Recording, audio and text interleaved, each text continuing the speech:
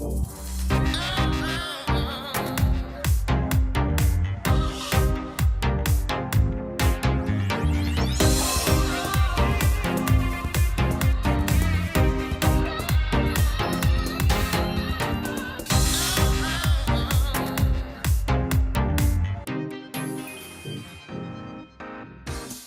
everyone, I'm Chrissy B and welcome to the show that isn't here to entertain you and help take your mind off your problems.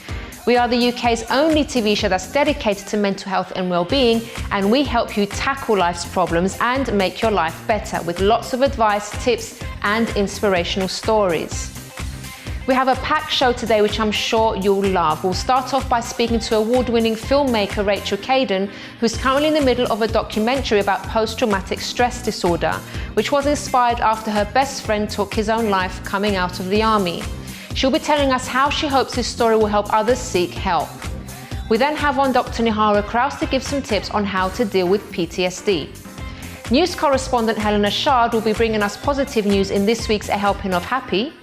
We have Dr. Rob Hicks giving us some medical advice, and then we have on Sanni Sorma for some winter skincare tips. And finally, we'll be speaking all about essential oils and their huge benefits to both physical and mental health with Jo Kellet, the founder of From the Seed and Tisserand aromatherapy expert, and there'll be a demo too. So let's get started with our real life story guest, award-winning director Rachel Kaden.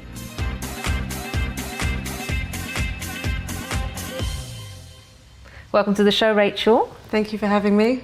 So tell us first of all about your filmmaking. So I originally started out wanting to be an actress, and so I worked towards that. And then I kind of had a love of telling stories and writing and always making something happen. Yeah. And then I took a back seat from everything for a while and went around the rhubarb. And I thought, let me go back and just do a short film, just you know, to see if I really want to go back to it.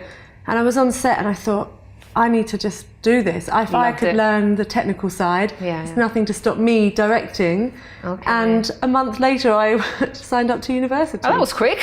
So you're really sure about you know, what you wanted to do. It was like I found home, you know, in what I wanted to do. So. Wonderful. So you are on to talk today about your best friend, Kevin. Mm-hmm.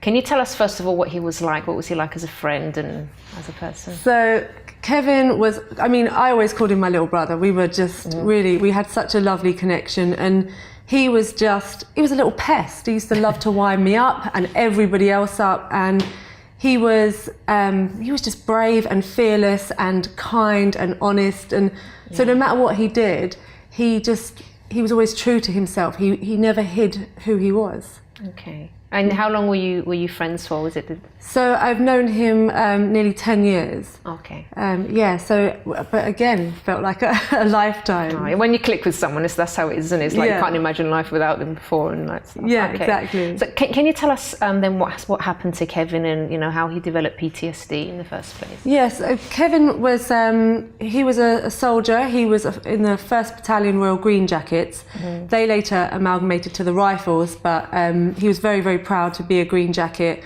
And he was the youngest rifleman to serve in Iraq. So he actually flew out the day after his 18th birthday. Wow. Okay. So he did a tour of Iraq, and that was pretty hard on him, as it was for all of them. And he lost his best friend out there. And then he came back, and he stayed with the army for a while. But he left, and he just really couldn't handle civilian life, and he couldn't handle what had happened. I think, especially with losing his friend, and he didn't realise it was PTSD at the time. He just, thought he just was miserable and everything was going wrong. Did he actually get any treatment for it at the time, or? So not straight away, not for quite a while actually. He would be triggered quite often, loud bangs, and seeing anything on the news of other soldiers passing would set him off into real fits of anger and upset. And then he got to the point where he was, I think he was homeless before he was diagnosed with PTSD. Really? Everything got on top of him. And then he got himself sorted out, and a charity called Combat Stress diagnosed him with PTSD, and they were helping him through it for a while. But he never really found the right kind of help. Okay, and then can you tell us what happened earlier this year? Yeah, so then, so for a long time, Kevin was very low and he was suicidal, and then in March this year he took his life. Wow. So obviously this must have been a big shock, even though obviously you know someone does say, or that we find out someone is suicidal, but once they're starting to get help, you kind of expect them to recover. But in his case, tragically, he didn't. But what did you go through at this point? When I found out? Yeah. It was I've never been in so much shock in my life. And interestingly, Kevin and I were able to speak very openly about how we both felt, but in particular how he felt, his lowest times, he could talk to me very openly about. Yeah. So in some ways I was very aware he had gone through feelings like this before, but you just don't think it's really going to happen. And, I was meant to see him the next week, and he was always going to come with me with my career. I was always like, there's a place for you on set, there's things you can help me with. And we had plans to make our own films together. Finding that out was awful. But despite what's happened, and despite all the pain that you've been through yourself, losing your friend, you've actually decided to now make this film. Can you tell us about that and how it all came about? Yeah, so when I studied film at university, my first ever documentary assignment was a 3-minute documentary, and I made it on him. And when we started discussing this, I was like, we could actually do a feature length. I think your life's incredible.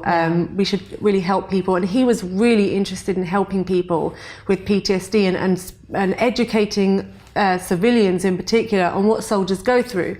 And he said to me, can we include some of the guys I served with, some of the guys from my regiment? So I was like, absolutely. And so we took some extra footage and we had some extra interviews.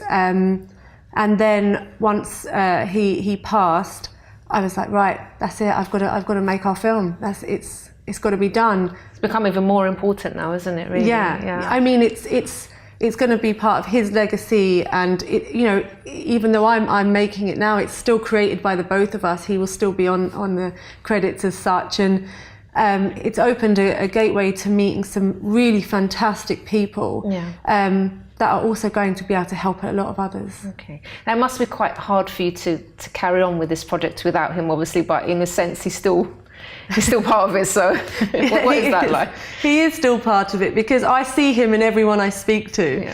The relationships he had were so unique and so individual, and the stories I'm hearing are just hilarious and heartbreaking, and as a soldier, the guys that he served with, or that were also former Royal Green Jackets, they're all so unique and so fantastic that I see this thread between them all, but this individuality, and I think people will really benefit from hearing from these guys. What do you hope that the film will achieve?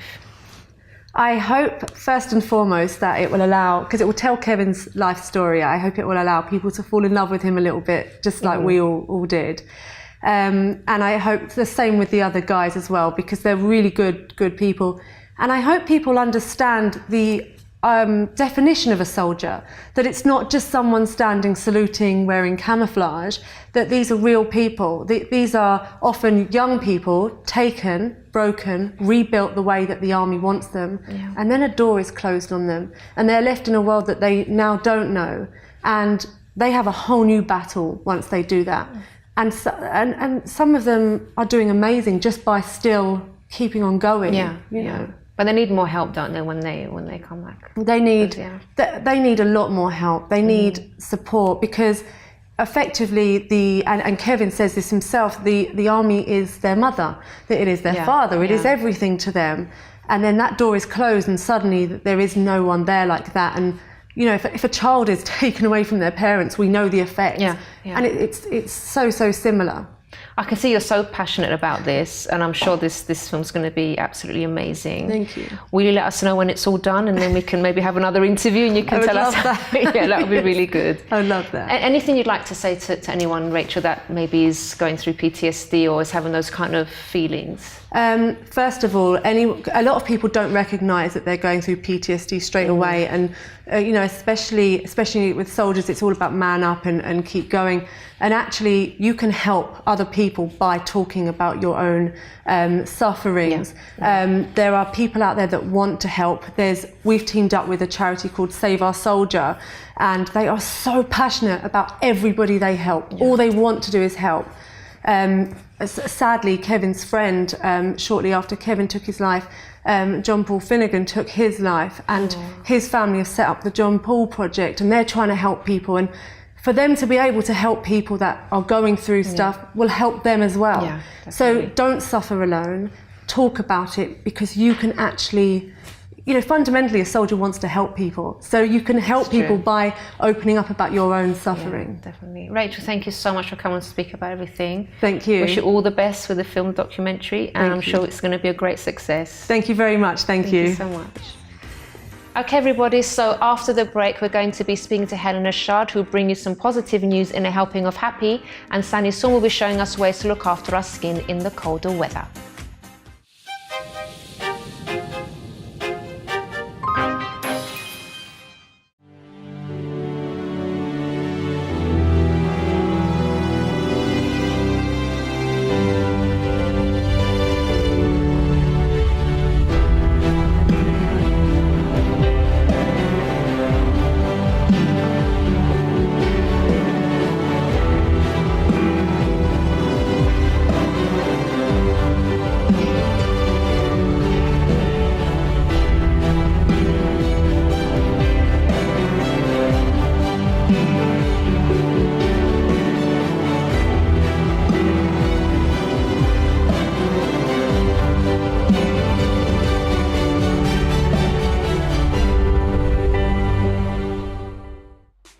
I decided on a dance because dance, crosses all barriers. It's very inspirational, and it sort of let out the feelings of mental health. The dance helps you express yourself and your feelings, and that you can tell someone about how you feel, except from being scared. It actually aims to encourage people to open up and get the help that they need without the fear of being stigmatized. You can express emotions through the dance. Everyone should have the right to feel happy. Good morning, are you excited about today? Today we are at Brookman's Primary School. I'm here today with years 5 and 6 at St Michael's Church of England School in Bishop Stortford. Hi everyone, today we're here at Hillingdon Manor School. MHD Challenge, Mental Health Dance in Studio 68. This has been Hendon School for the MHD Challenge. Today we're at Oxywood Primary School to do the MHD Challenge.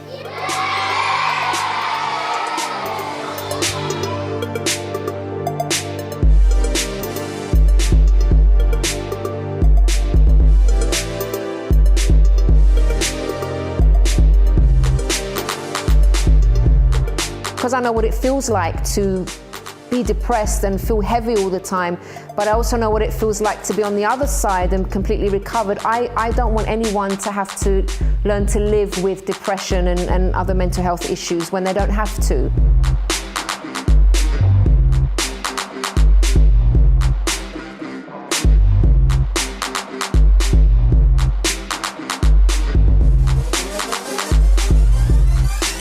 It doesn't matter where you're from, who you are, your age. Everyone can get involved in dancing. No one necessarily remembers their best maths lesson that they've had or their best literacy lesson, but I think they'll remember their best mental health dance challenge that they've had. What did you think of the dance when you first heard of it? I thought it was going to be amazing.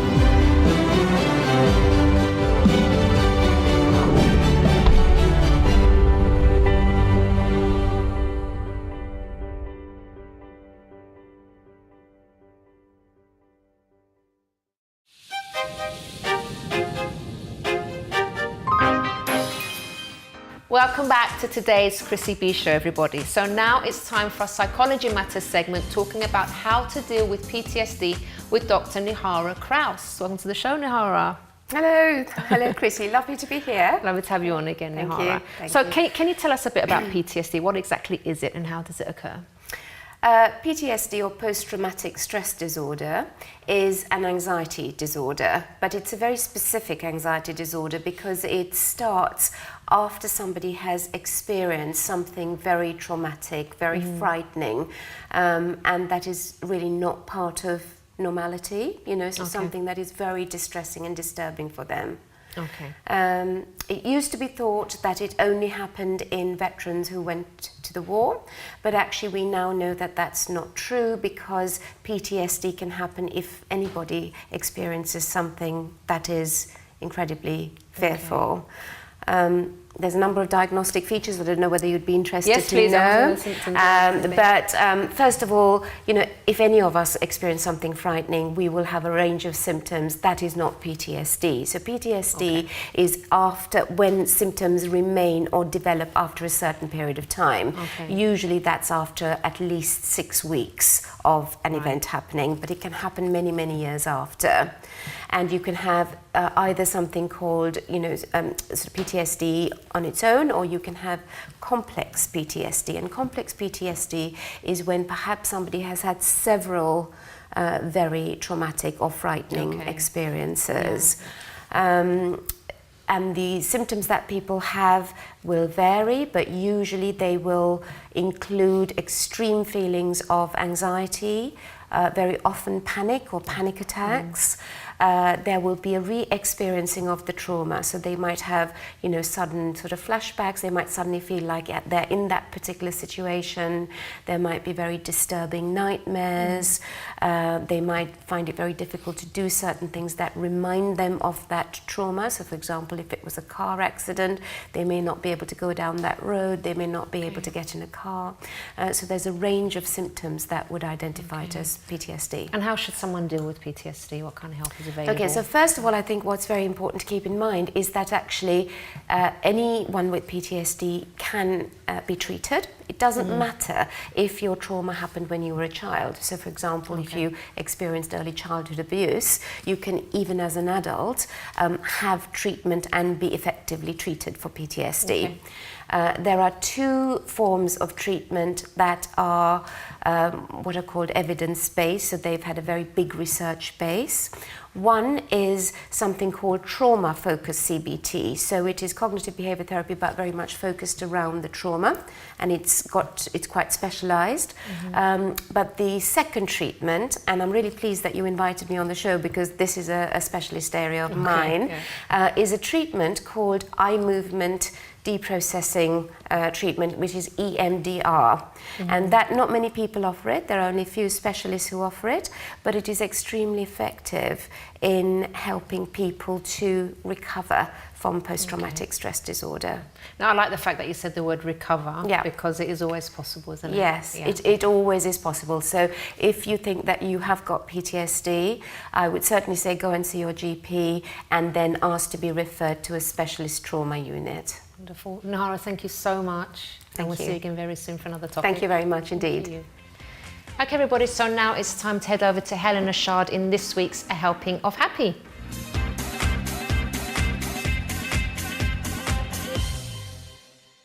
Welcome to the show, Helena. Thank you, Chrissy. So what news do you have for us today about PTSD and other things? PTSD and depression. I'm looking at positive outlets that people find, which this is why we have the lovely Helena on, because we like to put a positive twist on things, don't we? Absolutely, which is so important. So I've got a few case studies. So beginning with Hae Jae-hyun, South Korean soldier. He, not so long ago, unfortunately, without going into it too much, but a landmine blew his legs off. How can you say it was really, the whole story is quite incredible. He had 21 operations in 1 month to save some of his legs, and he now has prosthetics. He is actually pleased it happened to him because his soldiers were behind him, so he took the impact. But he did cover it quite a bit, and it obviously internalised, etc. Rehabilitation's hard and painful, but a huge challenge really was his mind, which he worked on really well. But the thing that's kept him going, and is keeping him going, because he's obviously going through it, it's not so long ago, is rowing. So that is a fantastic thing that he absolutely loves. It gives him physical and emotional strength to cope and recover. And it's peaceful, it's exhilarating, it wears him out, and it's a absolute positive thing in his world. And he has become a champion rower. Has on he? top of it, yeah. So he's that good. But I just think it's just a really great story. Yeah, it's fabulous. Moving on to another veteran who is living with PTSD and has the most amazing, supportive wife. His name is Matt Beamish. He's 35. And he was very high up, soldier-wise. I think he was in the military for 12 years, but he's been signed off now. And the thing is, he was sort of left with nothing else to do. He didn't know what he was good at because he was always with his rifle and everything. So he has a wood workshop, and it's called the Island Veterans Workshop, which is his wife named it that. And then she opened a Facebook page for him. And in fact, he was creating such wonderful things. And obviously that gave him esteem, and he suddenly realised he was good at what he was doing. And, you know, it was giving him purpose. That's the main thing. So it sort of simplified it, but really very good. But it's quite interesting, and I think this one, I feel that you may have done this one coming up. Really? I Okay, think you may have done, I could be wrong. But there are quite a few veterans. This is this story in America, and finding float therapy, incredibly good. Yes. You did, didn't you? I've done it. I remember, which made me laugh. But so the flotation. I wasn't very good. You were trying to look at your phone, weren't you? It was supposed to be a challenge because I can't sit still for 5 minutes, and I had to basically stay in this flotation tank for an hour, and I could not stay the whole hour. Ended up checking my emails and stuff halfway through. I think that was a few years ago. I reckon I would probably like it now, and actually manage the whole hour. I'm learnt more to relax more these days. Oh, that's good. Yeah. That's really good.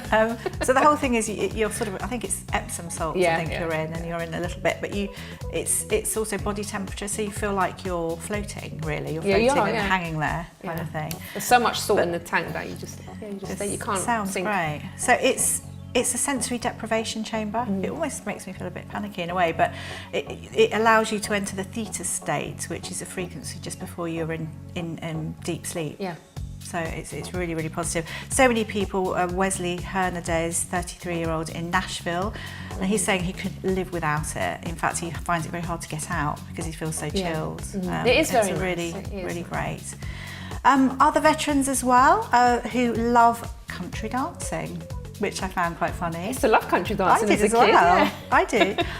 Somebody trod on my big toe, and my nail went black and fell off. So that's my thought of country dancing. But don't let that spoil I your whole experience. I will be back doing country dancing soon. We should film it. We should go. Yes. Okay.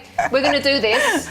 So everybody watching now, Helena and I are going to get some country dancing lessons. Yes. And we will film it and show you early next year.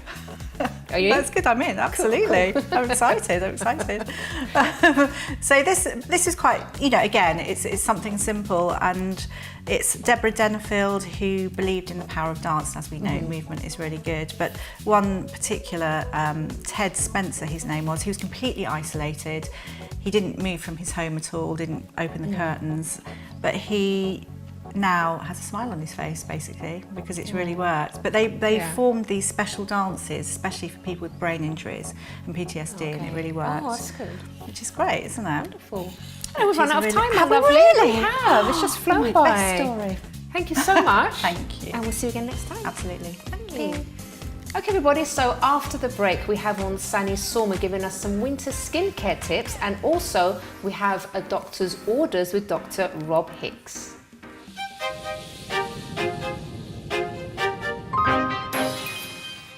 Hi, I'm Chrissy B, host of the UK's only TV programme dedicated to mental health and wellbeing, The Chrissy B Show, which airs on MyTV Sky 191 every Monday, Wednesday and Friday.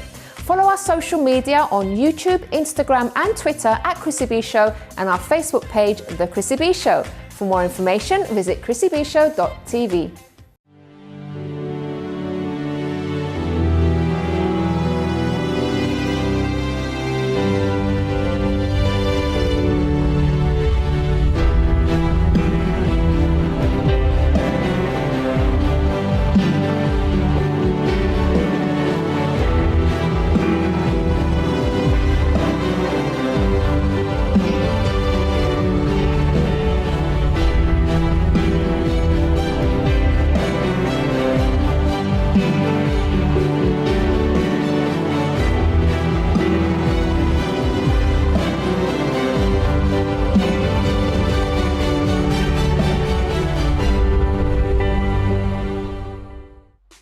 I decided on a dance because dance, crosses all barriers. It's very inspirational and it sort of let out the feelings of mental health. The dance helps you express yourself and your feelings, and that you can tell someone about how you feel, except from being scared.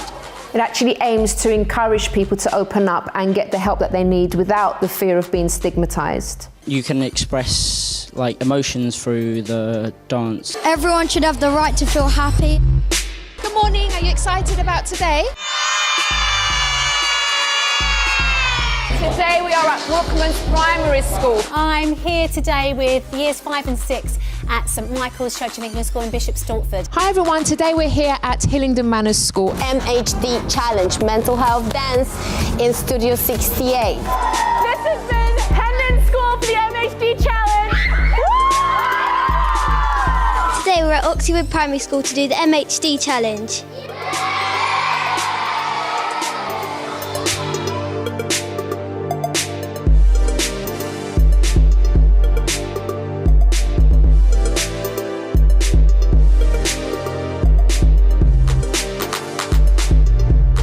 Because I know what it feels like to be depressed and feel heavy all the time, but I also know what it feels like to be on the other side and completely recovered. I don't want anyone to have to learn to live with depression and other mental health issues when they don't have to.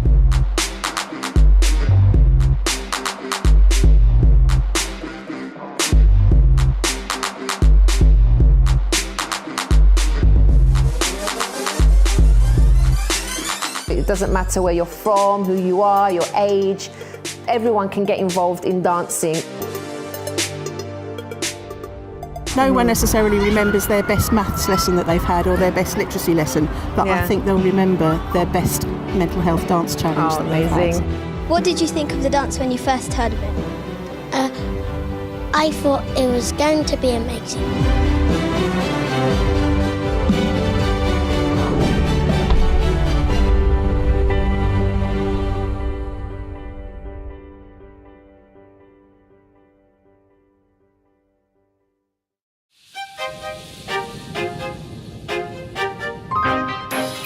Welcome back to today's Chrissy B Show, everybody. So now it's time to get some medical advice from Dr. Rob Hicks.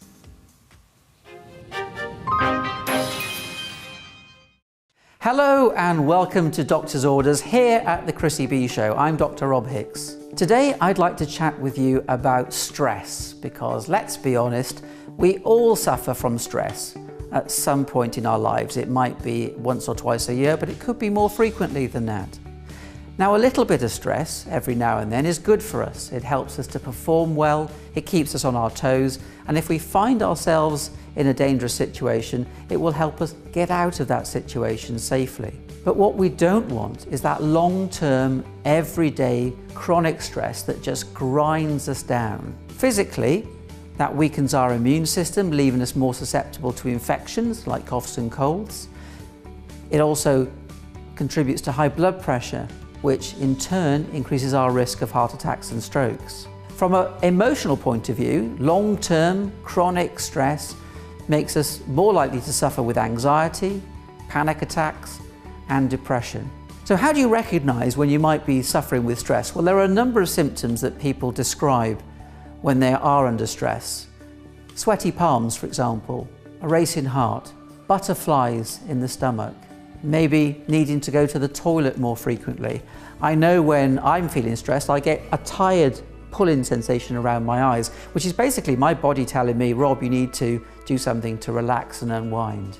And relaxing and unwinding is incredibly important. So how do you manage stress? How do you deal with it? Well, the first thing is to try and identify what's causing the stress. So it might be that you're always late for meetings. It might be that you're always late for work. And if that's the case, think about perhaps reorganising meetings to a different time, if possible starting work at a different time, using a different route to get to work, a different mode of transport. If it's that people keep interrupting you when you're trying to get a piece of work finished, then explain to them that you're trying to finish your piece of work by, let's say, 3 o'clock, and if they don't mind, please could they not disturb you until you're finished, unless of course it's an emergency. But what happens if you can't immediately avoid the stress that's causing you all the problems? Let's say, for example, you really don't like your job and you need to find a new job, or you've got some problems within your relationship that you need to work through. You can see that there's a light at the end of the tunnel, but it may be a matter of weeks, months, possibly even longer before you can get rid of that stress. Well, this is where you can take steps on a daily basis to relieve your stress.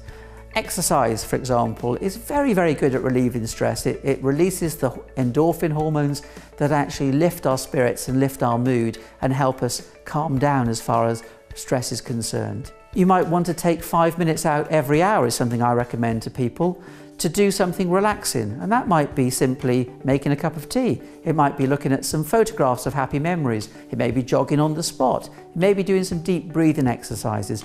Anything that works for you. One of the things that I have on my desk at work is a tennis ball.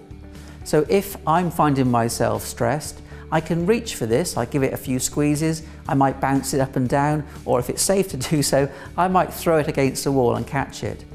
And what that does is very quickly, it distracts me from the stress, it puts me in a position where I'm relaxed, and actually, mentally, I'm in a position where I can address the cause of stress more effectively and more efficiently.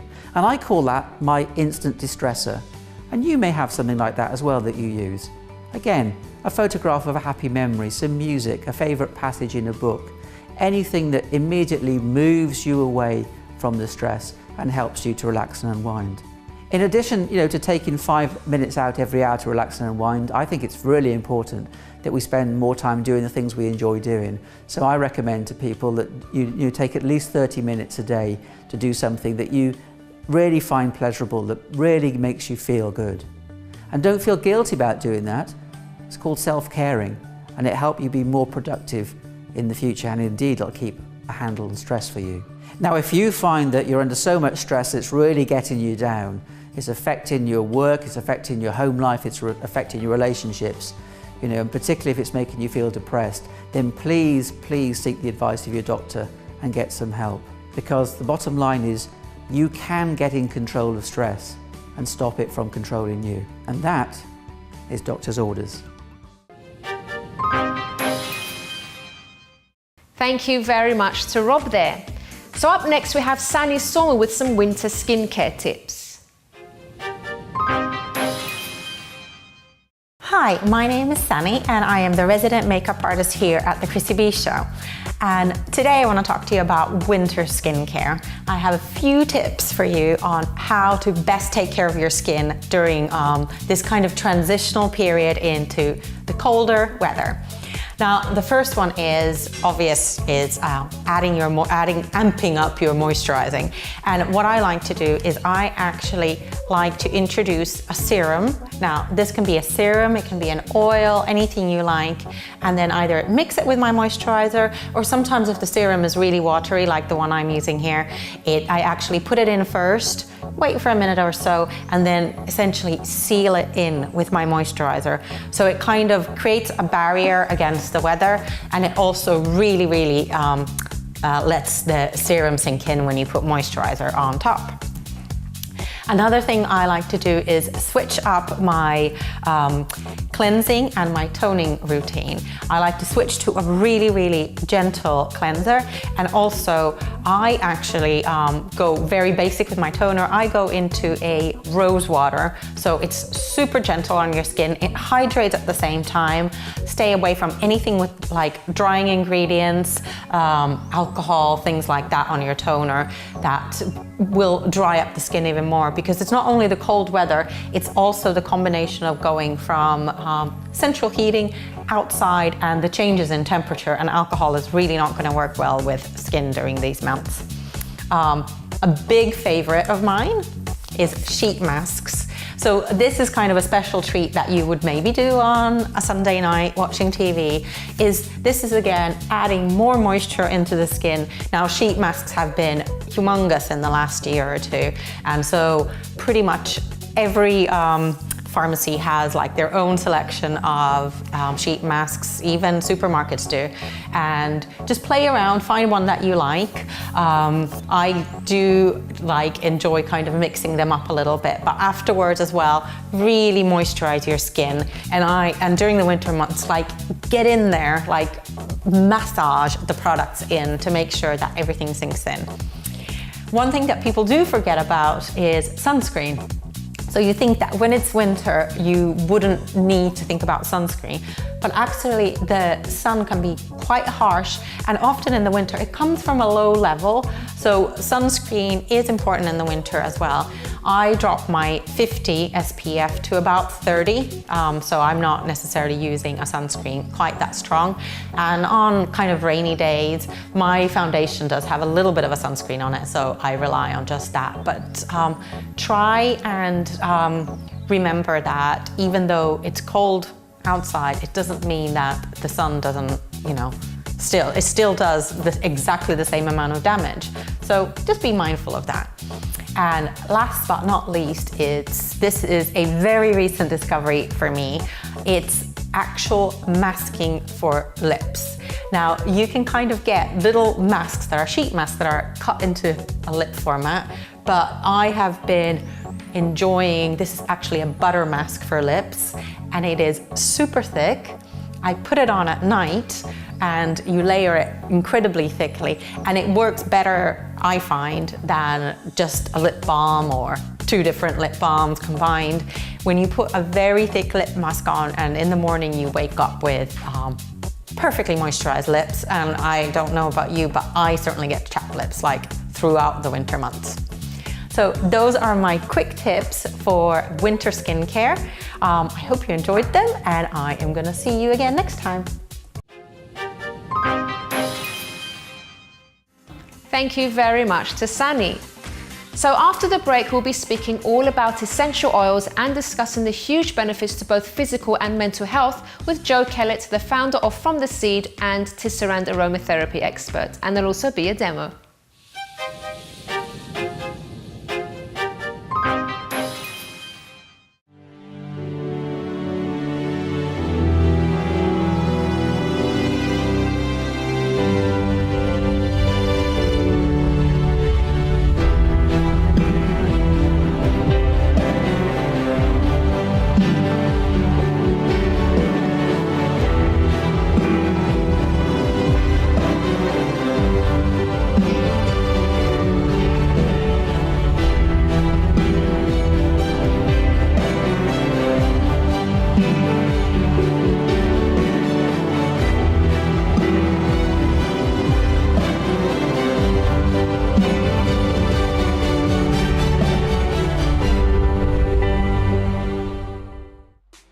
I decided on a dance because dance, crosses all barriers. It's very inspirational, and it sort of let out the feelings of mental health. The dance helps you express yourself and your feelings, and that you can tell someone about how you feel, except from being scared. It actually aims to encourage people to open up and get the help that they need without the fear of being stigmatized. You can express emotions through the dance. Everyone should have the right to feel happy. Good morning, are you excited about today? Today we are at Brookman's Primary School. I'm here today with years 5 and 6 at St Michael's Church of England School in Bishop Stortford. Hi everyone, today we're here at Hillingdon Manor School. MHD Challenge, Mental Health Dance in Studio 68. This has been Hendon School for the MHD Challenge. Today we're at Oxywood Primary School to do the MHD Challenge.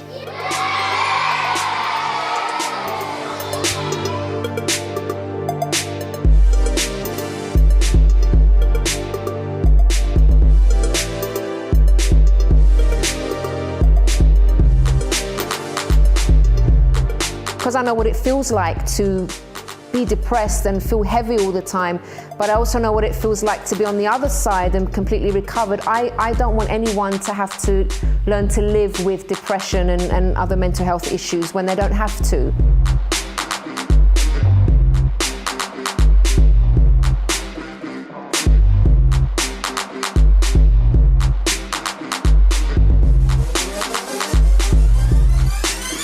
doesn't matter where you're from, who you are, your age.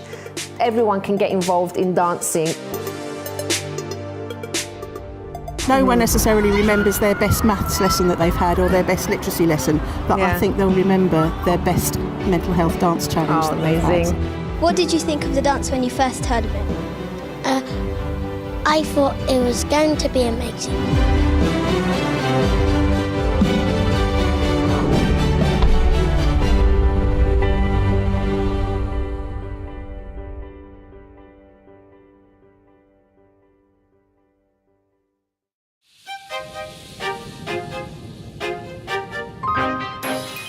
Welcome back everybody to today's Chrissy B Show. So now it's time to talk all about the benefits of essential oils with Jo Kellet, founder of From the Seed and Tisserand aromatherapy expert. Welcome to the show, Jo. Thank you for having me. Now, I'm really excited about this segment because just recently, the last couple of months, I've really gotten into essential oils. Fantastic. And I'm learning so much about them and I absolutely love them. Good. But can you tell us, first of all, how did you get into all of this? I have always been interested in the sense of smell. I always think it's a really important smell. I think it's quite undervalued. Yeah.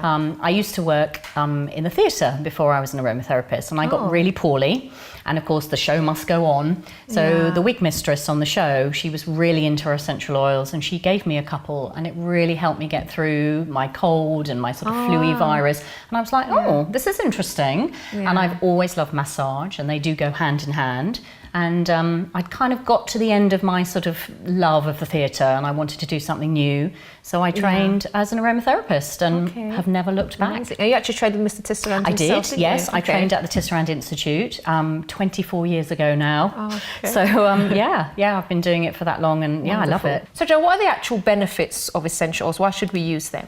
Well, they've all got different properties. They can be uplifting, they can be sedative, they can be calming, but they can also work on a physical level, so they could be good for sort of tummy upset or headaches. But emotionally, they're really good to sort of calm you, uplift you, and they're all going to be very different from smell to smell and oil to oil. Okay, and if you're a complete beginner, what should you start with? Maybe which oils should you try? There's so many to try. I mean, you could go down the obvious route. You could choose maybe a flower. So people are very familiar with lavender, for example. I love that one, and then that would be nice to complement that with one of the citrus oils, because they go really nicely together and they sort of blend really nicely together.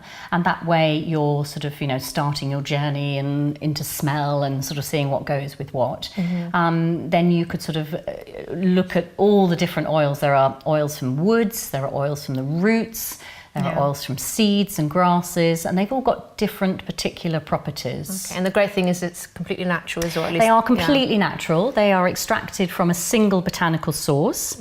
So what's in the little bottles is just the oil from that plant, and they all come from plants. They're all from plants. Oh, and I just have to say to the viewers as well, it's good to actually look for pure organic brands, because there are fake ones out there. There's synthetic. there's a lot of sort of not such good oils around. Okay. So there are different ways of using them, because you can use them, some mixing with carrier oil, some... Yes, if you want to, yes, of course. If you want to put them on your skin, if you want to put them as a topical application, then you need to put them into something. You mustn't put them neat onto the skin. Okay. So you would add it to a cream or a lotion or a base oil, like a vegetable oil, something like sweet almond oil or a jojoba, and you add the drops, and then you could put it on as a sort of a muscle rub or a chest rub if you had like a cough or a cold, for example. Or you can add them to the bath. But if they're going to come in contact with the skin, they have to be diluted. You mustn't put them on neat on the skin. Just a question, because this time of year is all people get coughs and colds a lot. What would you recommend for something like that? A vaporizer is really good. So get them into the air so that you're actually breathing them in. I mean, putting them onto the body is also going to be a good thing. But if you've got a way of using the oils in a vaporizer or a burner, then you're getting the sort of chemical components, you're breathing them in, and they're going to be decongestant. Or like eucalyptus maybe? Absolutely. Eucalyptus is a perfect example because it's a decongestant. It makes you, opens up your breathing passages and is going to clear the mucus and make you feel better. Now there's a little machine there on your right that I absolutely love, because I have one of these at home. Absolutely. I've been using it every single day. running throughout the Fantastic. day. I have it on just before I go to bed, or Yeah. sometimes I leave it on when I'm sleeping. It's so Brilliant. nice. I have to say, I've been sleeping much better Oh, because fantastic. I live in a very noisy area, and it was Okay. taking me ages to go to sleep. And since I've been using this, it's like really deep sleep. I've got my Fantastic. friend using it as well now. She said her and her husband just sleep all the way Brilliant, through. brilliant. It's just because my friend used to use plugins as well, Okay. which are full of Yeah. obviously there's full of chemicals Yeah, and stuff. absolutely. You're Got to get better rid of off. them, and these are so much nicer. Can you give us a Yeah, little on how it of works? course, absolutely. So you need to take the top off, and you're going to add some water into the reservoir, and there's a little line at the top which sort of tells you where to sort of stop it to. Mhm. And then I brought 3 oils today, so we could just put a few drops in. This is recommended 6 to 8 drops, this particular Okay. machine. So let's just put three drops of this oil just to show you for now. Okay. Which oil is that? That was frankincense. Frankincense, which ooh. is really good to calm the breath. Okay. It makes you feel very relaxed and calm. Okay. And then you pop it back on, and then it's got 2 settings. It's got a mist setting, and this where you can sort of hopefully see the mist coming out, so you're getting the oils into the air. And it's also got a colour, changeable colour, so it's quite nice. It's quite sort of a mood sort of enhancer as well. Shame we can't see the colours changing now, because it's really nice when you've got the lights off at home. Yeah, absolutely. It's really, really nice. Yeah, it's nice to put on. Yeah. In the evening. And you're ready. It's straight away. You can smell that. It's Straight lovely. away. I Definitely. love it. And it really does make the room smell amazing. Definitely. Now, since we are a mental health and wellbeing show, what essential oils would you recommend for someone that maybe is feeling a bit anxious, a bit agitated? Absolutely. That's why I brought these 3 oils. So Okay. shall we have a little Yes, smell yeah, and sure. have a play with them? So I've brought 3 oils for you today. This first one is neroli, which comes from orange blossom. Okay. So I'll have a little smell. Now, neroli is considered to be the sort of rescue remedy of essential oils. It's really beautifully sweet, quite creamy. Would you agree? Yeah, it's Good. really Yeah. nice. So it makes people think of sort of food. Cakes. It's not particularly foodie one. There are some that do smell like food. But it's, so it comes from orange blossom. Yeah. It's a beautiful oil, and it just kind of uplifts and make you feel positive. Yeah, it's very nice. And really sort of calming and soothing. Alongside that one, I have got bergamot, which is from the inedible citrus fruit. Bergamot. So you can't eat bergamot. Most people know this smell because it's what's flavoured Earl Grey tea. Oh, interesting. Okay. And it's quite good for sleep. Because it's kind of the citrus oils. They're kind of uplifting, but they're not stimulating. They're more sort of balancing and calming in that way. Nice So bergamot is lovely to use if you're having trouble sleeping. If you're feeling quite anxious, then that's going to be good for that. Okay. And then the one we put in the vaporizer, which is frankincense, which not a lot of people realise actually comes from a plant. It's a tree. Frankincense is a tree. Obviously, it's very ancient. Yeah. Most people have an association with it in some sort of religious connotation. But it's been used in many different sort of settings. It's been used for thousands of years. It's also quite a stronger smell, isn't it? Yeah. It is strong. You probably won't need to put as much You in there. a little amount would go a long smells way. nice as well. But as I said, when I was putting it in the vaporizer, frankincense has the capacity to sort of quieten the breath. So if it was anxiety, quite often people feel, their breath sort of gets a little bit sort of tight and shallow. Frankincense just allows us to take a deep breath, and it's quite expansive in the lungs. So Jo, why would essential oils make a great gift? They're going to make a great present, particularly something like with Christmas coming up, because it's fairly stressful. Get a pre-Christmas present. Absolutely. I mean, it would just be a really nice way to get someone interested in the oils. Let's face it, stressful time. There are certain oils that are going to be really good to relax you and make you feel in control and not feel too overwhelmed. So it'd be a really nice thing to buy somebody, and you can buy, just 2 or 3 oils to get someone started, and then, really pique their interest and get them on the road to using the oils. It gets quite addictive after a while. Absolutely. I mean, there are hundreds. I know, you just want every one of them. I use about 60, 65 in my kit professionally. Really? But I've got colleagues who use, into the 80s, there's so many, and there's you do always get like curious, new ones. You do want to try, definitely. Yeah. Is there any particular way to store them? Yeah, they should be respected. It's really important to make sure that you keep the lids on, because that if you leave the lid off, they're going to evaporate and they're going to deteriorate. You buy them small because they have a shelf life of approximately 2 years, so that's why they're in small bottles, and you want to keep them away from direct sunlight and out of heat.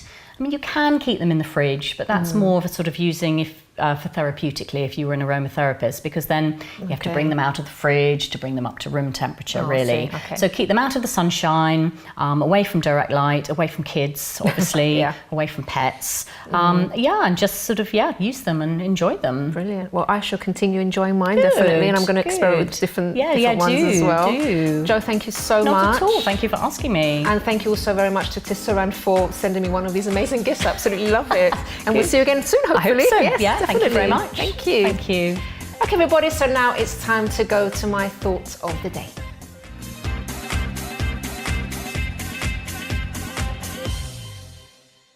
Thank you to all my guests on today's program. It certainly was a very interesting show. But there is something that I'd like to highlight, which I feel is very important from Kevin's story. There was a point when Rachel said that, Kevin was actually receiving treatment for his PTSD, and but still he ended up taking his own life. And then she said something interesting, was that he hadn't had the right kind of help. So it's not saying that that help isn't effective, whatever it was that he was undergoing. Could be effective for some people, but for him in particular, it wasn't for some reason. And this is something where I think many people kind of lose hope. The fact that they maybe have been to their doctor, they've been diagnosed with something, they're getting treatment, but it doesn't seem to be working for them, or if it is working, there's very little improvement. So that's where you have to kind of think to yourself, okay, if this particular treatment isn't working for me, let me try something else. And it's very, very important that you are open and honest about these things.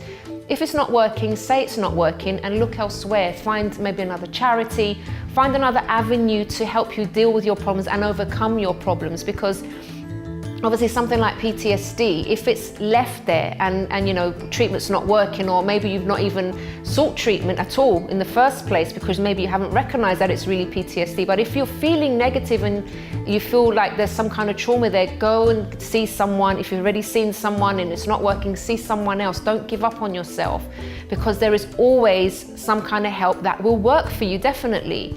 And this is what I find really tragic about Kevin's story, because maybe if he'd gone somewhere else, tried something else, he could still be with us today. But I think it's really good of Rachel to actually continue with this film despite Kevin passing, and that hopefully will raise awareness for others who are in a similar situation. Well, everyone, we have reached the end of today's program, but if you have a story that you would like to share with us, please do get in touch on info@chrissybshow.tv. You can also tweet or Instagram us @ChrissyBShow, or leave a message on our Facebook page, The Chrissy B Show. And to find out more about my mental health journey, all you need to do is go to mylifeafterdepression.com. Till next time, bye-bye for now.